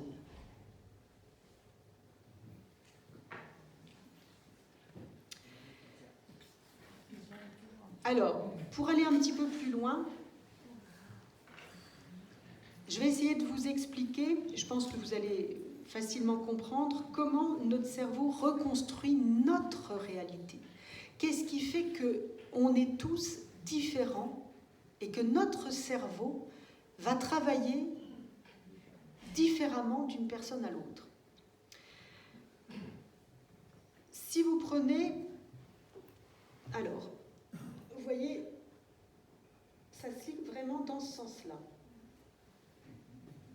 On a d'un côté la réalité, le monde qui nous entoure, l'environnement. On va prendre les informations à travers nos 5 sens. Donc la vue, l'ouïe, le toucher, l'odorat et le goût. Pas de hiérarchie des sens, mais nos 5 sens nous permettent de prendre des informations de la part de notre environnement. Ces informations vont passer à travers des filtres qui nous sont propres, à savoir un filtre neurologique, un filtre socio-culturel et un filtre personnel, ce qui crée notre identité. À travers ces filtres, on va déjà obtenir une réalité partielle. ce que vous allez capter, monsieur, ne sera pas forcément ce que je vais capter, moi. Puisque les informations vont passer à travers un filtre. Et puis, ça va passer encore à travers un autre filtre. On va faire une sélection. Et là, tiens, notre réseau de science va rentrer en jeu. On fait une sélection, ce qui a de l'importance, plus ou moins, pour nous. On va créer une généralisation. Et puis, une distorsion. Parce que on a chacun une personnalité différente. Et là, on va faire une reconstruction pour trouver notre réalité. Puis, notre physiologie et nos émotions vont rentrer aussi en ligne de compte. Et tout cela va nous permettre de mettre en place une action, une prise de décision, une communication. Donc on se rend compte que, étant tous différents, une suggestion. Si on donne la même suggestion à deux individus, forcément, le résultat ne sera pas le même. Parce qu'on a tous une part personnelle qui rentre en ligne de compte. Et on l'a vu physiologiquement, certaines parties de notre cerveau vont réagir différemment en hypnose lorsqu'on n'est pas en hypnose. Je vais vous donner un exemple. On va faire un petit test très rapide. Je vais juste vous demander de lever la main. Qui voit un vase? Très bien. Et maintenant, qui voit autre chose qu'un vase? Et voilà.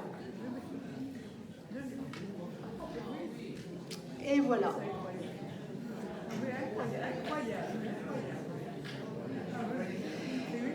Et vous vous rendez compte que une image très simple, on peut la voir de façon différente. C'est une suggestion. Une suggestion non pas auditive, une suggestion visuelle.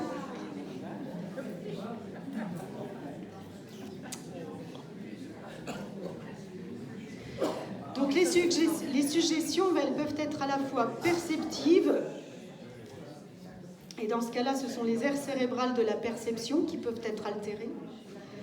Elles peuvent être cognitives.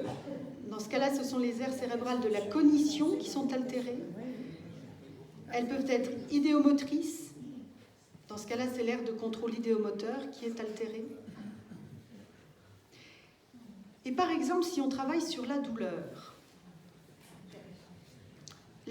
c'est, entre autres, une des grandes réponses hypnotiques. Alors, réponse hypnotique, ou un but. Très souvent, les personnes qui, par exemple, on le verra un peu après, lors d'une intervention chirurgicale, vous vous souvenez, on l'a vu, Velpeau en 1859, enfin plutôt Braid, en 1859 avait mis au point une intervention chirurgicale censée être très douloureuse et la personne n'avait rien ressenti. Donc, la perception de la douleur. Eh bien, qu'est-ce qui se passe lorsqu'on est sous hypnose et qu'on travaille sur la perception de la douleur? Là, on va toucher à deux choses différentes. Et entre autres, je vais vous faire part d'une étude faite par Pierre Rainville, qui est lui professeur au département de stomatologie de l'Université de Montréal, et surtout qui est spécialiste dans la neuropsychologie de la douleur. Il a été le premier à étudier les relations entre l'hypnose et la douleur grâce à des techniques d'imagerie cérébrale.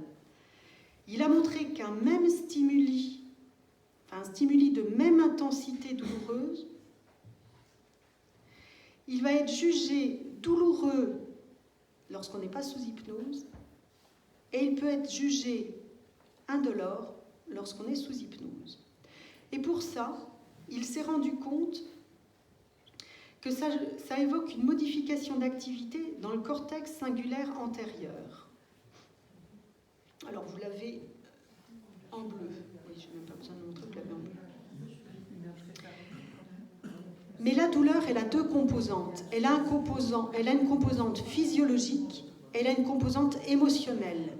Et pour pouvoir, sous hypnose, travailler sur la douleur, il va vraiment falloir travailler sur ces deux composantes, à la fois la composante physiologique et à la fois la composante émotionnelle.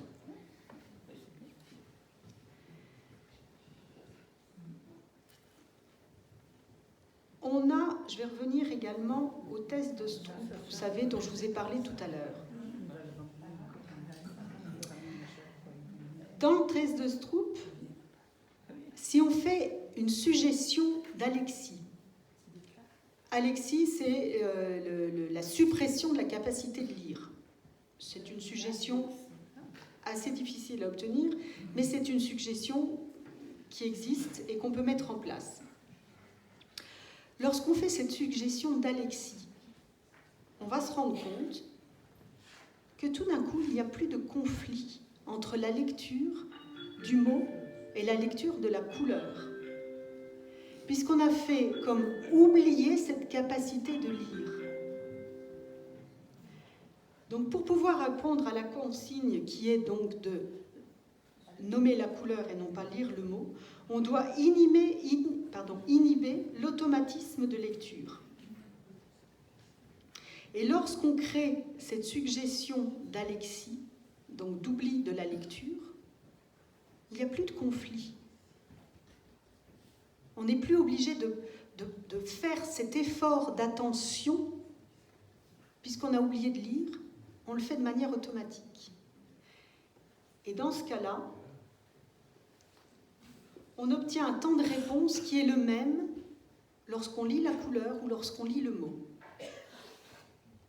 J'ouvre un petit aparté. Aux États-Unis, pendant la guerre froide, les Américains avaient se servaient de ce test de Stroop pour justement détecter les espions russes. Pourquoi ? Parce que dès lors que l'on sait lire, dès lors qu'il y a eu apprentissage, si on vous fait faire un test de Stroop en russe, si vous ne lisez pas le russe, vous allez lire, vous avez nommé la couleur très facilement, puisque le mot ne voudra rien dire pour vous. Donc il n'y a plus de conflit cognitif. Par contre, si je vous montre, prenons le cas de Vladimir, qui est un espion russe et qui se trouve aux États-Unis, qui se fait appeler John, par exemple, et que les Américains le soupçonnent, ils vont lui faire passer ce test de Stroop en russe, et forcément, c'est sa langue maternelle, il sait lire.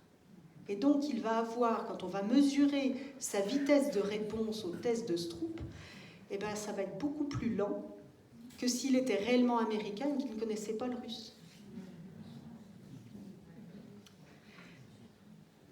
Donc, on se rend compte, sous hypnose, en faisant une suggestion, comme je vous disais, d'oubli de la lecture, qu'on arrive à répondre beaucoup plus rapidement au test, à la tâche, à la consigne, puisqu'il n'y a plus ce conflit d'oublier la lecture du mot pour pouvoir nommer la couleur.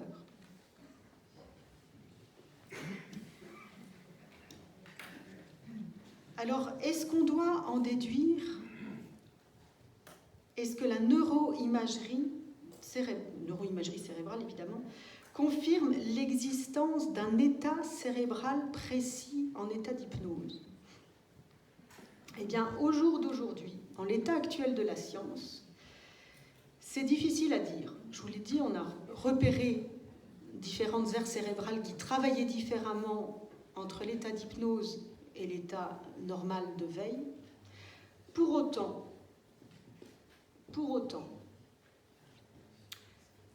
différents états cérébraux mènent à la même réponse hypnotique.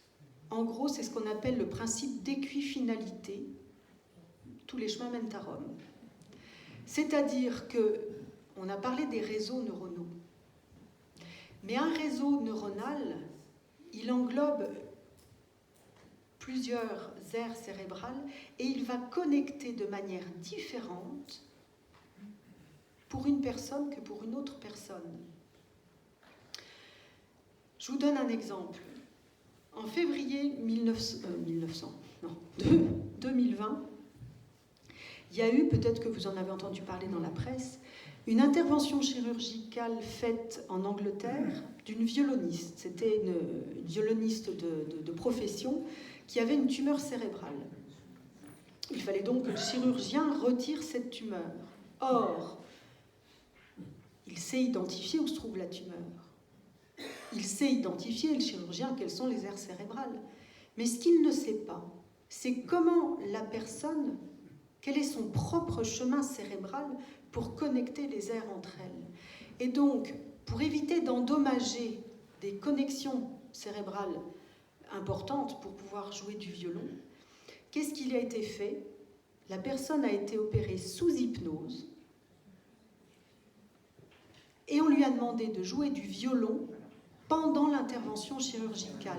Et de cette façon, le médecin a vu quelle était sa particularité à elle, quelles étaient ses liaisons à elle, qui se mettaient en route, qui se mettaient en place pour jouer du violon. Et donc, il a pu, de cette manière, retirer la tumeur sans trop endommager et qu'elle puisse continuer à faire sa profession. La même opération a été refaite au CHU de Caen en septembre 2021. Donc vous voyez, c'est très récent.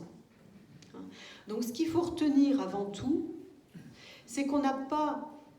Alors oui, notre cerveau, quand je dis notre, c'est le cerveau de tout le monde, hein. Notre cerveau, d'une manière générale, travaille, fonctionne différemment en état d'hypnose qu'en état de veille. Pour autant, il fonctionne de manière personnelle. On a vraiment tous cette composante, et c'est ce qu'on appelle en neurosciences une composante idiosyncratique, personnelle. Voilà. Alors, on a parlé de l'évolution de l'hypnose dans le temps. On a parlé de ce qui se passe en nous au niveau cérébral lorsqu'on est en état d'hypnose. On va maintenant aborder les champs d'application de l'hypnose. Alors, les champs d'application de l'hypnose, aujourd'hui, ils sont assez vastes. Je vais citer simplement et assez brièvement le domaine du spectacle. Je pense que c'est le domaine le plus connu, le plus répandu. Alors, par définition, c'est spectaculaire, c'est intriguant, mais malheureusement, c'est un petit peu réducteur de ce qu'est l'hypnose. Parce que, comme je vous le disais tout à l'heure, il y a ce phénomène qu'on exacerbe dans le spectacle de prise de contrôle de l'hypnotiseur par rapport à la personne. En tout cas, c'est ce qu'on met en avant. Mais c'est malheureusement une mauvaise image de l'hypnose. Un autre grand domaine de l'hypnose, c'est l'hypnose médicale. Donc, j'ai cité là tout à l'heure deux interventions chirurgicales qui se sont faites sous hypnose. Il y en a de plus en plus. Toutes les interventions chirurgicales ne peuvent pas être réalisées sous hypnose, hein. Mais de plus en plus sont faites. Il faut savoir qu'en France, aujourd'hui, environ 7% du personnel soignant, et quand je dis personnel soignant, ça va de l'aide-soignante au dentiste, neurochirurgien, etc. 7% du personnel est formé à l'hypnose. Ce qui ne veut pas dire que 7% du personnel pratique. Mais c'est vraiment quelque chose qui est de plus en plus répandu. Donc, des interventions chirurgicales sont pratiquées de plus en plus. Ce qui est fait de manière un peu plus courante, c'est des interventions au niveau de la thyroïde, mais ça peut être aussi l'ablation d'un sein, entre autres. C'est ce qu'on appelle l'hypnosédation. Ça va servir à quoi? Eh bien, vous le savez, on a un réseau, enfin pas un réseau, notre système nerveux central, notre cerveau, il est relié via un système nerveux périphérique, nos nerfs, à tout le reste de notre corps. Si je me donne un coup de marteau sur le doigt, ça fait très très mal, on est d'accord. Comment je vais ressentir cette douleur? Qu'est-ce qui va se passer?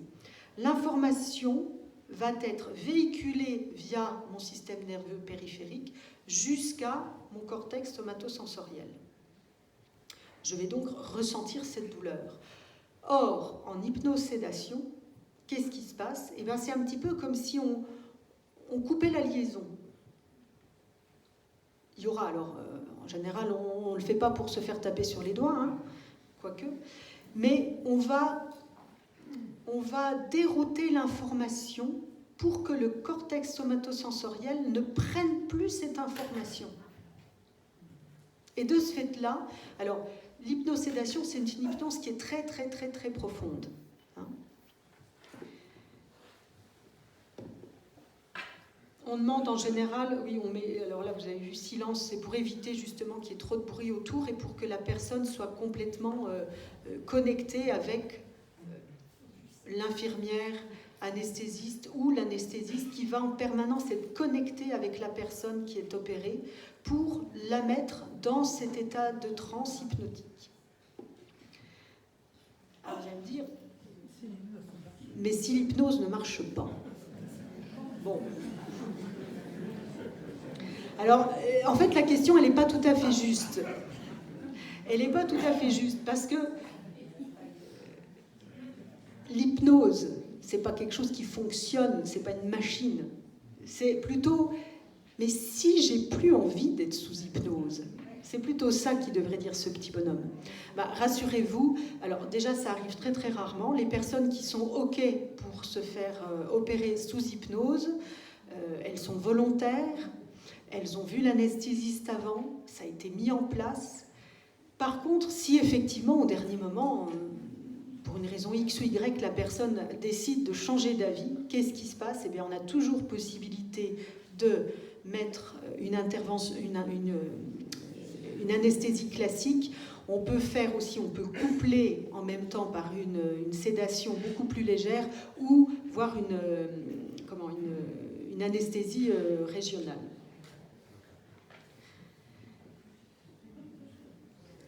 Pour des interventions ou plutôt pour des gestes techniques un petit peu douloureux, mais pour lesquels on devrait faire une anesthésie, on pratique de plus en plus à l'hôpital avec ces masques de réalité virtuelle tels que vous le voyez là. Je ne sais pas si c'est clair pour tout le monde. La personne a également un casque sur les oreilles. Ce qui fait que là, elle va être complètement coupée des stimuli extérieurs. Il n'y a pas l'intervention d'un médecin anesthésiste ou d'une anesthésiste. Ils sont en général pas très loin au cas où. Mais là, la personne, on va lui demander quels sont ses centres d'intérêt. Si c'est par exemple quelqu'un qui adore le ski, il y a des programmes qui sont préenregistrés. On va faire comme une sorte d'avatar de la personne. Et la personne va être dans ce masque, avec ce masque de réalité virtuelle, complètement plongée, focalisée dans ce qu'elle voit. Et en plus, il y a le casque avec le bruit.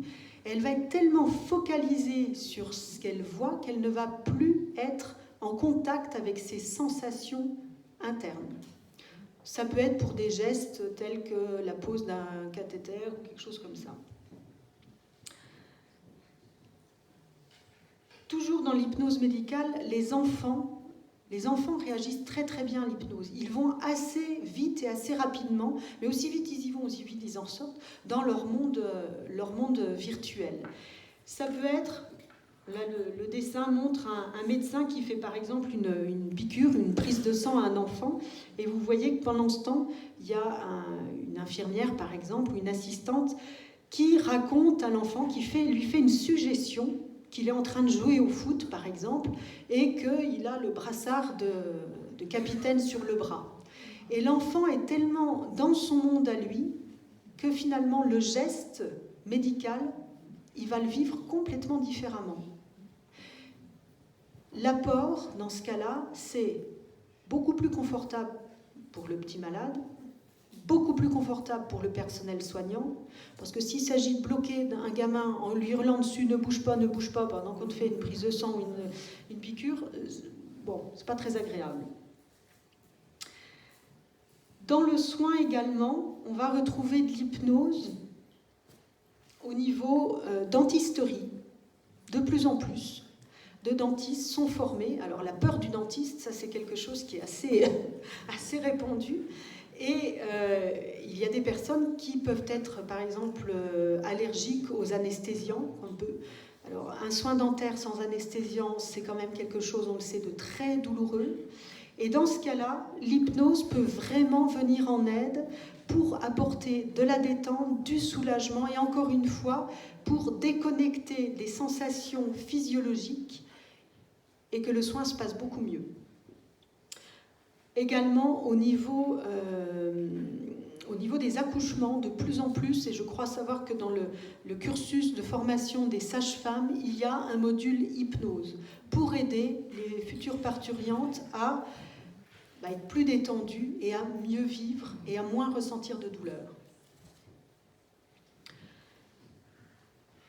Hormis le chapitre médical, on retrouve également de l'hypnose thérapeutique. L'hypnose thérapeutique, c'est quoi ?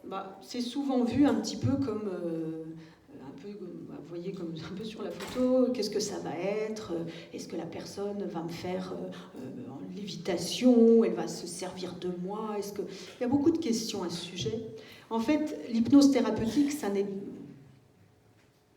pas du tout visuel, ça n'est pas vraiment... ça n'a rien à voir avec le spectacle. L'hypnose thérapeutique, ça sert avant tout à mettre en place du changement dans un comportement, mais uniquement en fonction de ce que la personne est venue chercher. Donc l'hypnose thérapeutique, la première chose, c'est déjà de créer une alliance thérapeutique entre les deux personnes. La deuxième chose, c'est de bien définir quel est l'objectif. Pourquoi est-ce que la personne est venue ? Un objectif réalisable. J'ouvre un aparté. Il m'est arrivé d'avoir une personne qui est venue me voir et qui m'a demandé, par exemple, si sous hypnose, je pouvais faire en sorte pour lui changer son timbre de voix. Alors là, je lui ai dit, excusez-moi madame, je n'ai pas de baguette magique. Parfois je la cherche, je ne l'ai encore pas trouvée. Et non, il faut avoir un objectif réalisable. Il y a des choses qu'on peut effectivement changer sur des habitudes, des façons de faire, des ressentis. Et donc, l'hypnose sert à ça, sert à mettre en place ce changement. Alors, dans plusieurs domaines, le premier, arrêter de fumer, par exemple, très mauvaise habitude, mais on ne le met en place que pour les personnes qui ont envie d'arrêter de fumer. Encore une fois, l'hypnotiseur n'a pas du tout de capacité d'obliger une personne, vous vous souvenez les suggestions, l'hypnotiseur n'a pas de capacité à faire obéir une personne pour lui inculquer quelque chose que la personne n'aurait pas envie de faire. Sinon, c'est plus de l'hypnose, c'est de la manipulation mentale. On peut également travailler sur la confiance en soi. Alors la confiance en soi, ça va regrouper beaucoup de domaines, entre autres au niveau de la gestion des émotions. Et là, c'est un petit peu du sur-mesure. Ça va dépendre de ce que la personne souhaite. Si c'est juste... il y a un examen à venir, par exemple, que ce soit un permis de conduire ou passer le bac ou des choses comme ça, la personne a vraiment des difficultés, on peut aider la personne à se projeter, on peut l'aider à intégrer des techniques pour passer cet examen de manière beaucoup plus fluide, beaucoup plus facile. Pour autant, si la personne n'a pas étudié ses leçons, elle n'aura pas son bac, on est bien d'accord. Le sommeil également. Le sommeil avec tout ce qu'il peut avoir d'émotionnel. C'est-à-dire que le sommeil, c'est un vaste sujet. En neurosciences, c'est beaucoup étudié. Le sommeil, il y a une connotation quelque part de... Je sais que je ne vais pas bien dormir. Ah, alors voilà une autosuggestion. une belle autosuggestion négative. Puisque je sais que je ne vais pas bien dormir, il y a de fortes chances que je ne dorme pas bien. Mais quand cette autosuggestion-là est tellement implémentée de manière forte, j'ai envie de bien dormir, mais je suis sûre que je ne vais pas bien dormir. Ça pince un peu là. Donc là, on va travailler, en mettant en place différentes choses, on peut travailler effectivement sur le sommeil, en hypnose, pour diminuer ce conflit interne. Mais pas que. Je ne peux pas rentrer ici trop dans le détail sur la façon de faire, et puis encore une fois, ça dépend de chaque personne. On travaille également sur des blocages. Par exemple, quelque chose d'assez courant, c'est quelqu'un qui va me dire « je ne peux plus conduire sur une autoroute ». Pendant des années, j'ai roulé, j'ai fait des centaines de kilomètres, des milliers de kilomètres sur autoroute, et puis à un moment donné, je ne peux plus. Je ne dis pas pourquoi, c'est plus fort. Ou rouler sur un pont. Voilà. Des personnes qui se retrouvent en état vraiment de tétanie, de stress important, qui ne peuvent plus rouler sur un pont. Ça crée un blocage qui peut être quand même assez handicapant dans la vie. En hypnose, on travaille en général sur ce genre de blocage. Mais encore une fois, à condition que la personne ait envie. Il ne suffit pas de dire « ça je ne veux plus parce que ça m'embête ». Il faut aussi que la personne ait envie de mettre en place quelque chose de différent. Envie d'implémenter une réponse différente. On travaille aussi beaucoup sur les émotions, passé difficile, quand il y a des choses qui reviennent comme ça, de manière un peu comme des lames de fond qui viennent s'auto-saccager. C'est bien de pouvoir couper un petit peu avec ces pensées intrusives qui viennent polluer. Sur le stress, alors le stress d'une manière générale, parce que là, on pourrait ouvrir tout un chapitre. Le stress, c'est quoi? Le stress, vous allez être peut-être... ça va peut-être vous faire sourire, mais le stress, c'est ce qui nous permet d'être aujourd'hui encore en vie. Étrange, non? Le stress, c'est une réponse, un ensemble de réponses physiologiques face à un danger. C'est ça, au départ, qu'on appelle le stress. Et c'est ce qui nous permet justement de mettre en place un processus réactionnel pour faire face à ce danger. Et physiologiquement, il va se passer plein de choses à l'intérieur de nous. Mais une fois que le danger est parti, normalement, on revient à un état normal, no stress. Sauf qu'aujourd'hui, dans notre époque actuelle, on a un état permanent de stress. Et c'est ça qui est délétère. Voilà. Donc le stress, aujourd'hui, ce mot-là, je crois que c'est un mot que tout le monde doit utiliser au moins une fois par jour, c'est un terme avec une connotation très péjorative. Mais dites-vous, sans stress, aujourd'hui, il n'y aurait plus d'espèce humaine. Voilà. Et que notre réaction de base au stress, elle est la même chez tous les mammifères, mais même, je pense, chez toute l'espèce animale. Et ça peut faire l'objet d'un autre volet d'apprentissage et de conférence. Donc le stress, c'est vraiment, on va travailler sur cet état permanent qui peut générer des désagréments physiologiques. Ça peut être des bouffées d'angoisse, ça peut être des palpitations, ça peut être des maux de tête, ça peut être plein de choses différentes. Et puis en hypnose, on peut travailler aussi sur des réactions un peu automatiques ou des actions un peu automatiques telles que des compulsions alimentaires. C'est des gens qui vont par exemple manger sans faim, mais sans faim FIN et sans faim FAIM. C'est-à-dire c'est plus fort que moi, c'est en mode automatique. Voilà, je ne sais pas pourquoi, j'ouvre le frigo et je mange 4 dents, ou je vais taper la plaquette de chocolat, ou peu importe. Et quand on est dans ce processus de « c'est plus fort que moi », c'est qu'il y a justement un automatisme qui s'est mis en place au niveau cérébral, comme une espèce de boucle. Et en hypnose, on va pouvoir travailler là-dessus pour justement moduler cela et mettre en place un nouveau schéma, une nouvelle réponse en fonction de ce que la personne souhaite.